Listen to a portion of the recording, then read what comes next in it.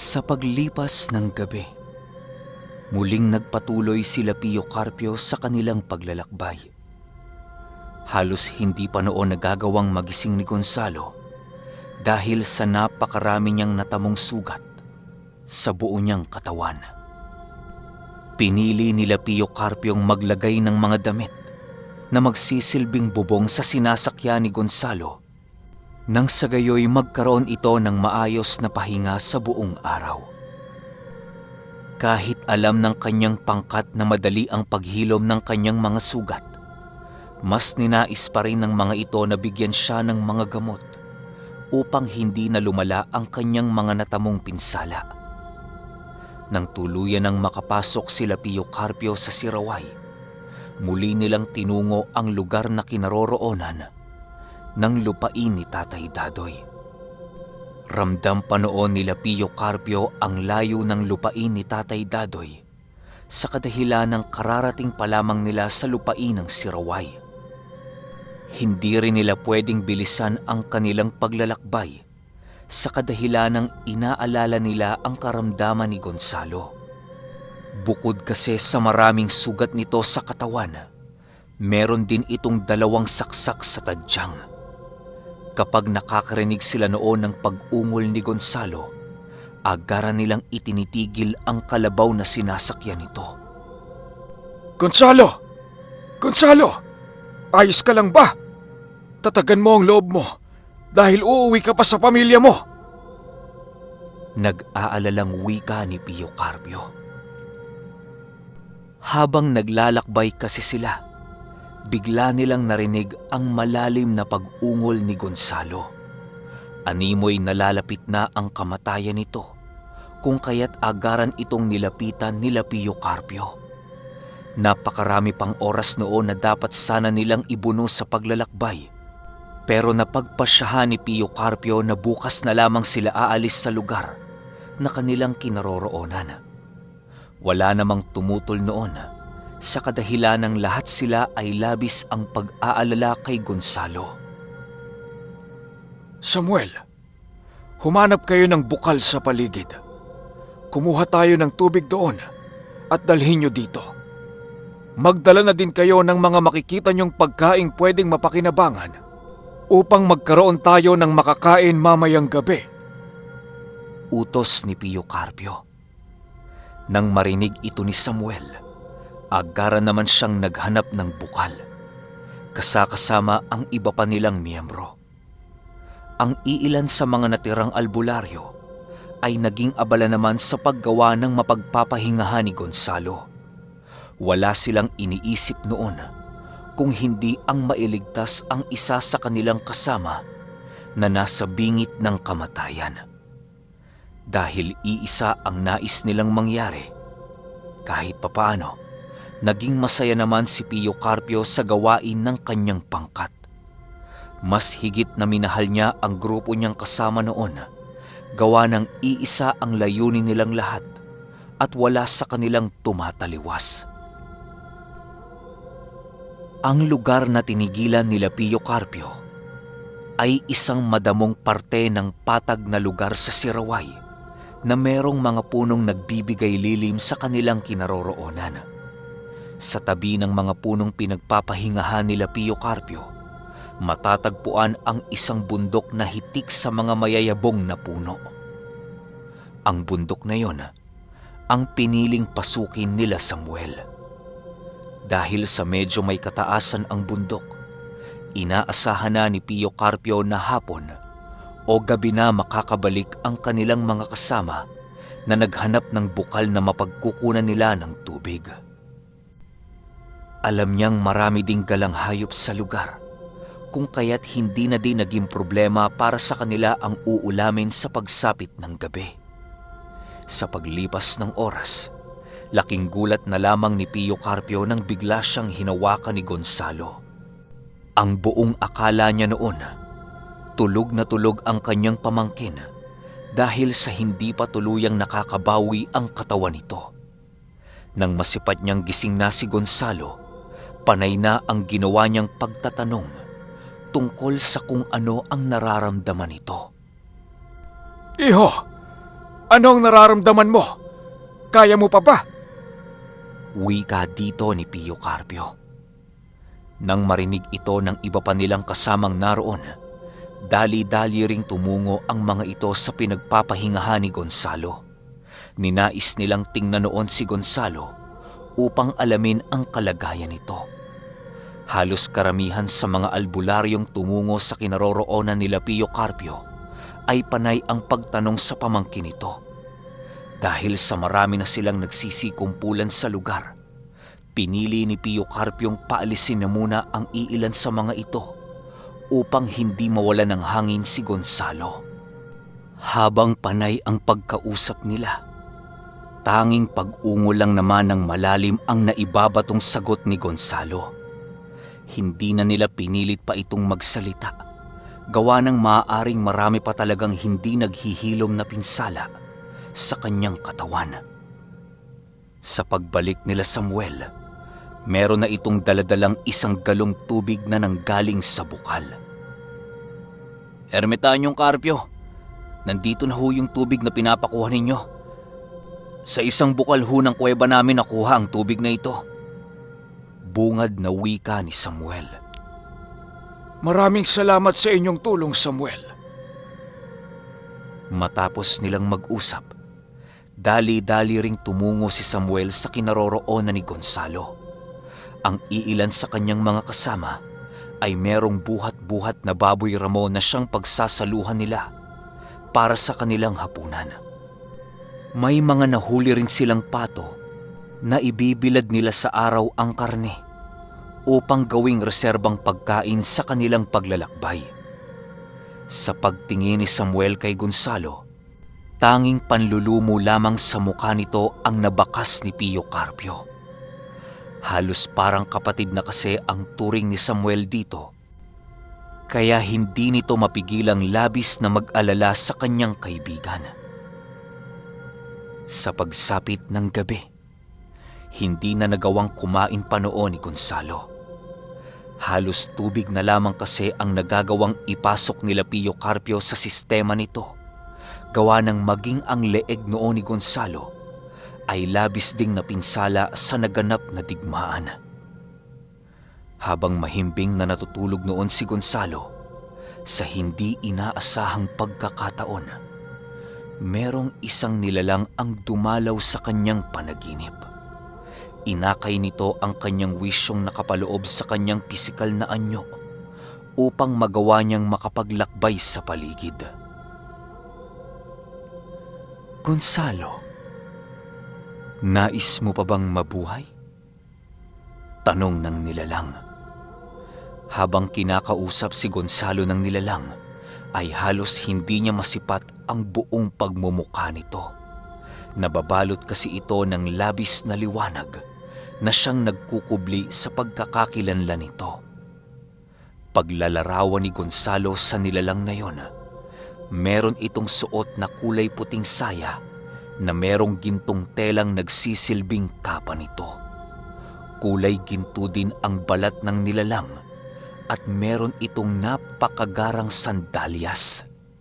Sa bawat paghakbang nito sa kalangitan, merong naririnig si Gonzalo na pagdagungdong ng kulog at kidlat sa paligid. Matapos niyang marinig ang wika ng nilalang, agaran din namang sumagot si Gonzalo ng, Oo, nais ko pa pong mabuhay.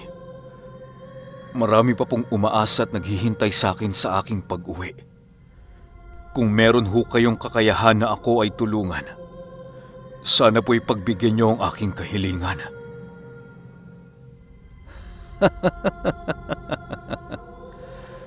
Ako si Mapulon, ang diwatang nagbibigay lunas sa lahat ng may sakit.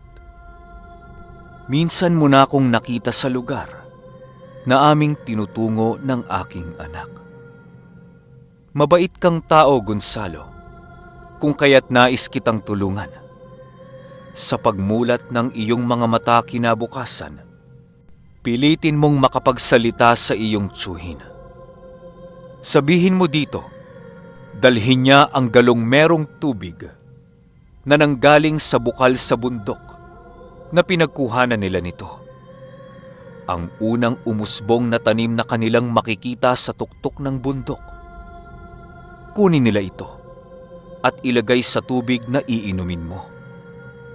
Kapag nagawa nila yan, masisiguro kong gagaling ka at babalik ang iyong dating pangangatawan nang walang pangamba.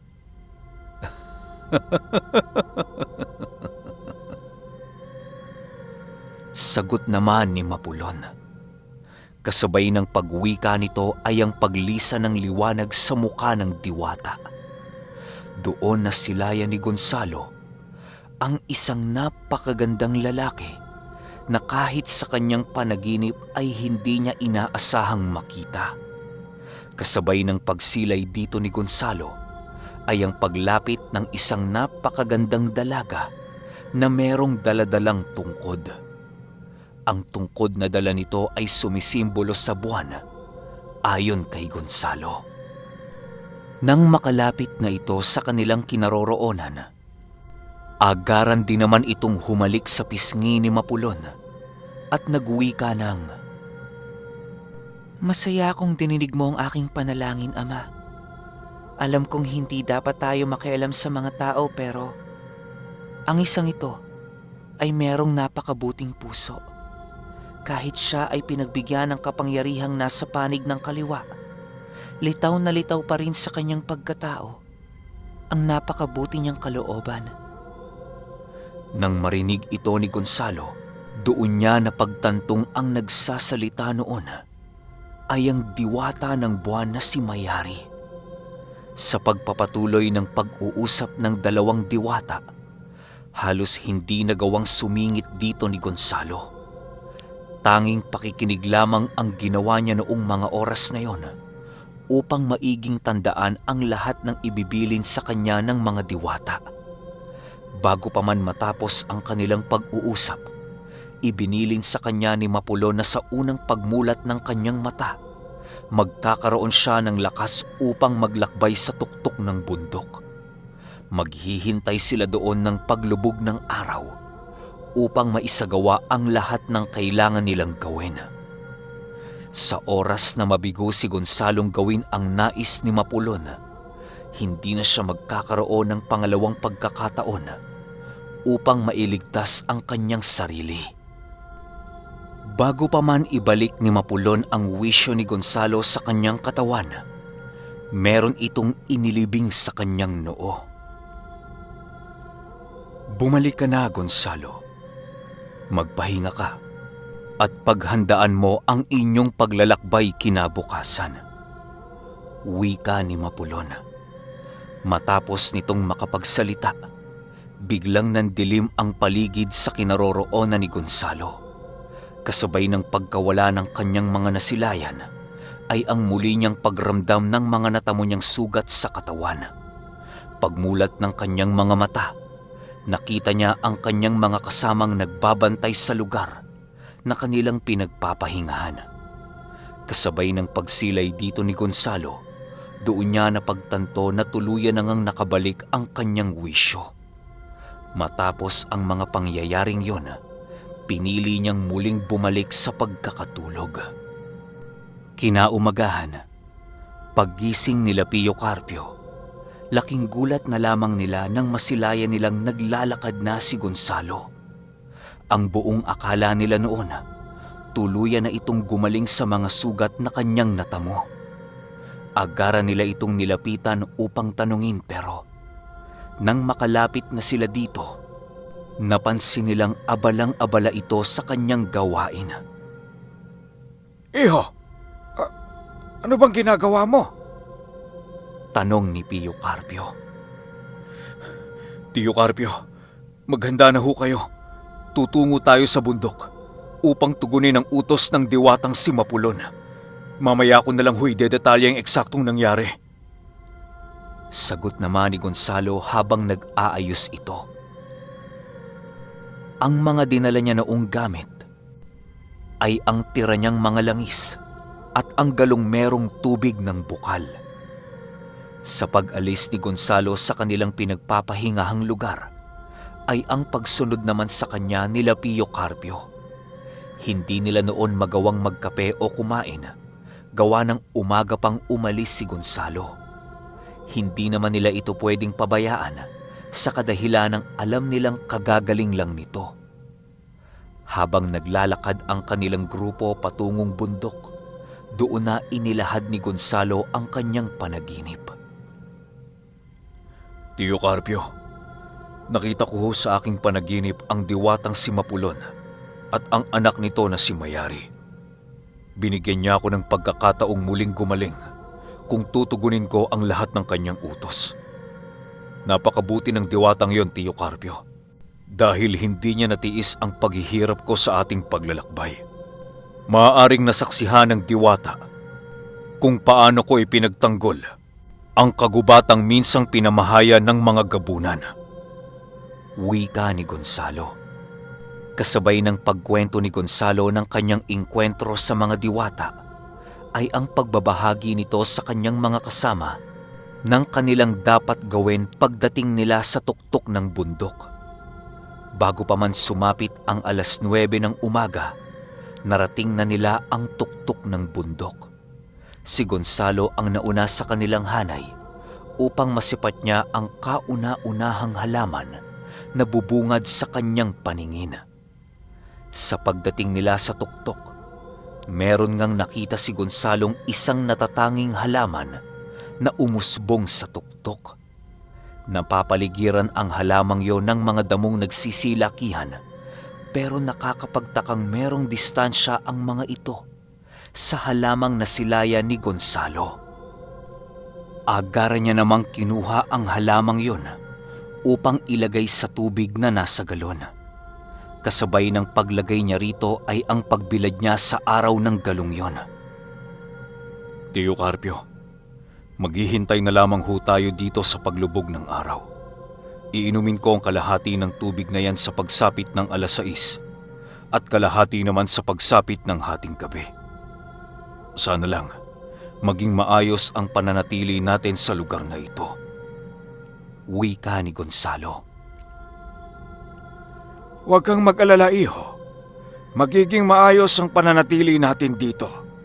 Kung ito lang ang paraan upang ikaw ay gumaling ng tuluyan, ay handa kaming magsakripisyo kahit ilang gabi pa ang dumaan.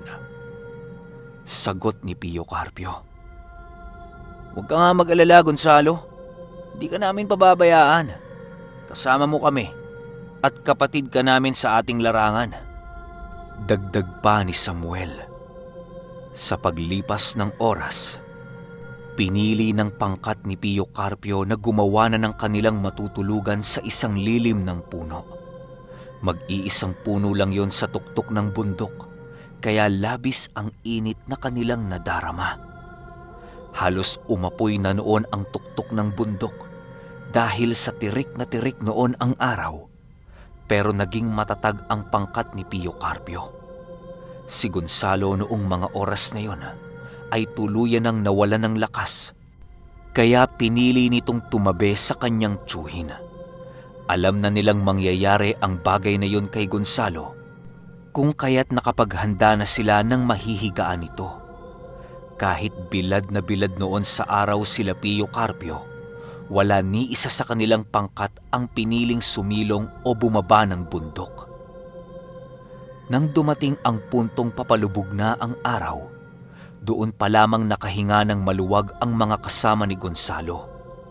Tulog na tulog noon si Gonzalo, kaya wala siyang kaide-ideya sa mga sakripisyong ginawa nila Pio Carpio.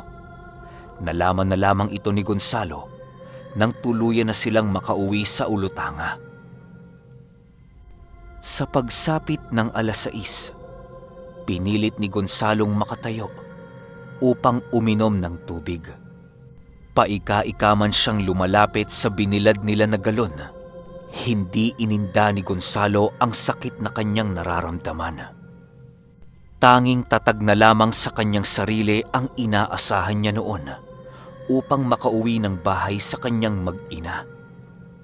Nang makalapit na ito sa galon, walang sabi-sabi ay agaran niyang nilaklak ang kalahati nito.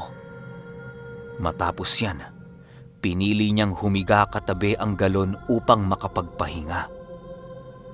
Sa pagputok ng liwanag ng buwan, doon nila nasilayan ang isang batang merong daladalang bato na hugis buwan. Nang masilayan ito nila Pio Carpio, agad naman nilang nakilala ang bata. Ayon kay Pio Carpio, si Mayari ang kanilang nasilayan noon na nasa anyo ng isang bata. Hindi nila noon nakita si Mapulon, gawa ng kahit saang dako sila tumingin, hindi pa rin nila nakita ang diwata ng panahon. Bago sumapit ang hating gabi, biglang lumitaw si Mapulon sa bundok kasama si Mayari. Nakalutang lang ang mga ito sa ere. Ang lahat ng mga kasama noon ni Pio Carpio ay halos mapanganga na lamang dahil sa labis na pagkamangha sa paglutang ng dalawang diwata. Nang magkaroon na si Gonzalo ng sapat na lakas noon, muli niyang nilaklak ang galong kalahati ang lamang tubig. Kahit napakaraming lupa sa ilalim nito, hindi ito ininda ni Gonzalo.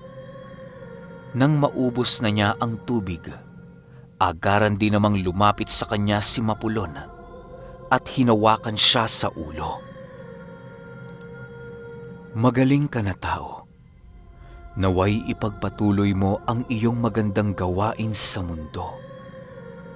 Inaasahan ka ng aking anak, kung kaya't huwag mo siyang bibiguin.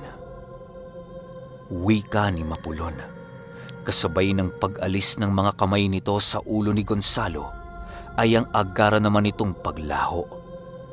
Ang mga kasama noon ni Gonzalo ay walang naging pag-uusap sa kanilang mga nakita. Ilang minuto pa ang lumipas, tuluyan na ngang nakatayo si Gonzalo na walang bakas ng kahit na anong sugat sa buong katawan. Napakaswerte mo, iho. Natipuhan ka ng diwata. Tunay ngang napakabait ng iyong budhi, kahit na nasa panig ka ng kaliwa. Wika ni Pio Carpio. Nang marinig ito ni Gonzalo, hindi na lamang ito nakapagsalita, gawa ng patuloy ang pagtulo ng kanyang luha. Kasabay ng pagbalik ng kanyang dating lakas, ay ang pagyakap niya kay Pio Carpio na labis-labis ang kanyang pasasalamat.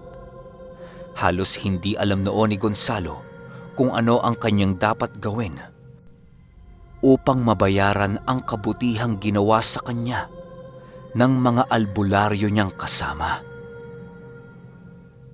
Okay, hanggang dito na lang muna tayo kasi wala pa tayong episodes eh. Siguro maglalapag muna ako ng 3 na iba-ibang stories, tapos lahat yon merong kasamang shoutout. Yun lang. Hanggang sa susunod na kwento. Salamat.